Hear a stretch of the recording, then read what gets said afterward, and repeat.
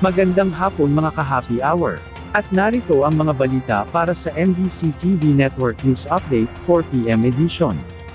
Police driver, supervisor, sinibak sa pwesto matapos sumalpok ang PNP coaster sa EDSA busway. Ating panuurin sa MBC TV Network News ni Edniel Parosa. Sinibak na sa pwesto ang pulis na sangkot sa pagsalpok ng isang PNP coaster sa pampasaherong bus na bumabiyahe sa EDSA Carousel noong araw ng Biyernes. Ayon kay Police Brigadier General Noel Valio, Direktor ng Logistics Support Service ng PNP, kabilang sa nirelieve ay ang immediate supervisor ng pulis sa driver ng sasakyan. Paliwanag ni Valio sa Campo Crame, otorisado silang dumaan sa EDSA busway bilang bahagi ng libreng sakay na patungo sana sa Commonwealth Avenue.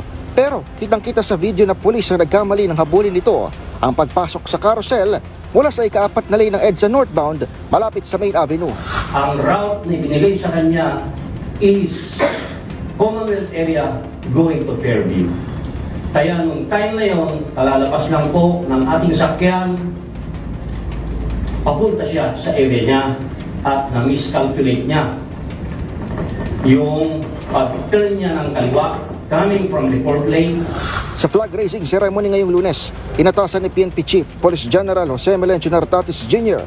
ang mga karampatang directorate na mag-issue ng corrective measures sa sangkot. And I'm asking the concerned directorial staff to issue the corresponding reminders, okay, and to ensure that corrective, whether punishment, be served to that erring personnel. Nag-viral ang insidente sa social media sa kasagsagan ng pag-aalalay ng iba't ibang ahensya ng gobyerno sa mga commuter na apektado ng mga kilos protesta. Nakarating ito sa National Police Commission at ipinatawag din ang naturang driver. Para sa MBC TV Network News, ako si Edniel Parosa, DZRH. Una sa Pilipinas, una sa Pilipino.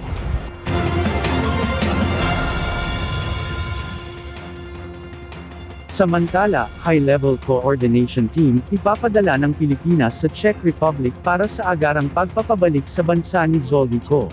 Magpapadala ang Pilipinas ng High-Level Coordination Team sa Czech Republic upang tutukan ang proseso ng pagpapabalik sa bansa kay dating Ako Bicol Party List Representative Zoldyko. Sa isang video message, sinabi ni Pangulong Ferdinand Bongbong Marcos Jr. na nananatili sa kustodiya ng Czech authorities si Ko, habang isinasagawa ang mga kinakailangang legal na hakbang para sa pagpapauwi dito. Inatasan din ng Pangulo ang Department of Justice at Department of Foreign Affairs na pangunahan ang pakikipag-ugnayan sa mga awtoridad sa Czech Republic upang matiyak na maayos at naaayon sa batas ang buong proseso.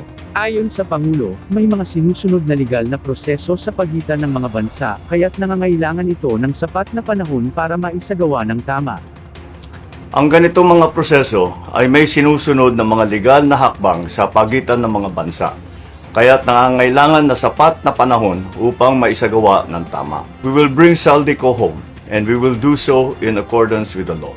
He will answer to the Filipino people. At yan ang mga balita para sa MBC TV Network News Update 4 PM edition. Abangan ang mga susunod na balitaan mamaya para sa 5 PM edition.